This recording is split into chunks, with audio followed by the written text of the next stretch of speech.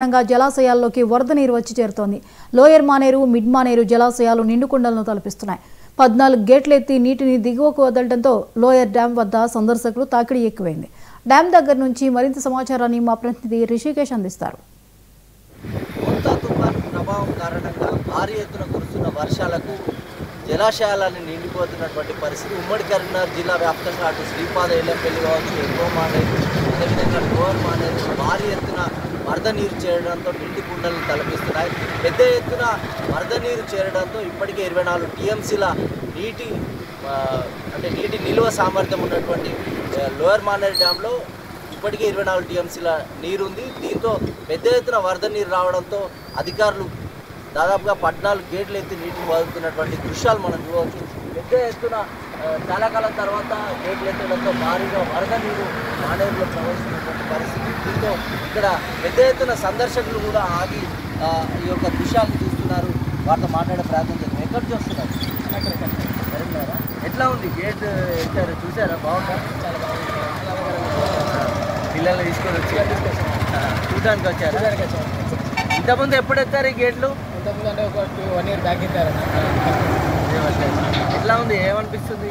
మాతో చాలా ఆహ్లాదంగా ఉంది. పిల్లలు తీసుకొని రావచ్చు అనిపిస్తుంది. అంతేనా? ఇంటికాదు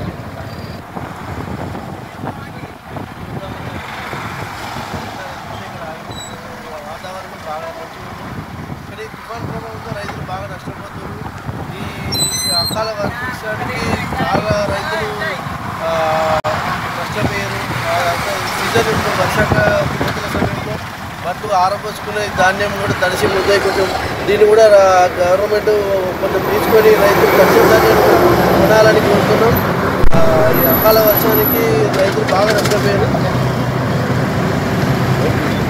తాకిడి పెరిగింది. మరోవైపు రైతన్న మాత్రం పూర్తిగా నష్టపోయారంటూ కూడా ఇక్కడ ఉన్నటువంటి స్థానికులు చెప్తా ఉన్నారు. మొత్తంగా కూడా అంటే శ్రీపాద ఎల్లంపల్లికి సంబంధించి దాదాపుగా 2 లక్షల క్యూసెక్ల వరద నీరు రావడంతో అక్కడ దాదాపుగా 24 గేట్లను ఎత్తి నీటిని వదులుతున్నటువంటి పరిస్థితి కొనసాగుతోంది. అటు కడెం ఇప్పటికే ముందస్తు హెచ్చరికలు జారీ చేశారు. ఏ క్షణమైన కడెం గేట్లు కూడా ఎత్తేటువంటి పరిస్థితి ఉంది. మరోవైపు ఎస్ఆర్ఎస్పీ మిగతా వరదలు అంటే స్థానికంగా ఉన్నటువంటి చెరువుల నుంచి కూడా పెద్దగా వరద నీరు రావడంతో అటు ఎస్ఆర్ఎస్పీ కావచ్చు, శ్రీపాద ఎల్లంపల్లి పెద్ద ఎత్తున వరద నీరు గేట్లను వదిలి నీటిని దిగువకు వదులుతున్నారు అధికారులు. మరోవైపు ఎగువ మానేరులో పెద్ద ఎత్తున వరద నీరు చేరింది. కూలవా కారణంగా మిడ్ మానేరు కూడా పెద్ద ఎత్తున వరద నీరు చేయడంతో దాదాపుగా 5 గేట్లు ఎత్తారు.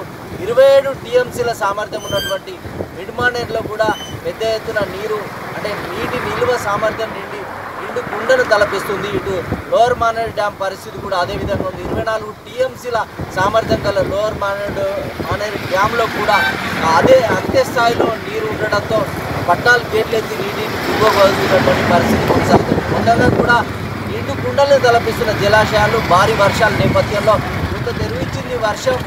అయితే ఉదయం నుంచి కూడా వర్షం లేదు. ఒక పరిస్థితి తుఫాన్ ప్రభావం కారణంగా భారీ వర్షాలు అర్ధరాత్రి వరకు కురిశాయి. ఇంకా కనుక వర్షాలు కురిసే పరిస్థితి ఆందోళనకరంగా ఉంటుంది. ప్రజలందరూ అప్రమత్తంగా ఉండాలని అధికారులు కెమెరా పర్సన్ శ్రీధర్తో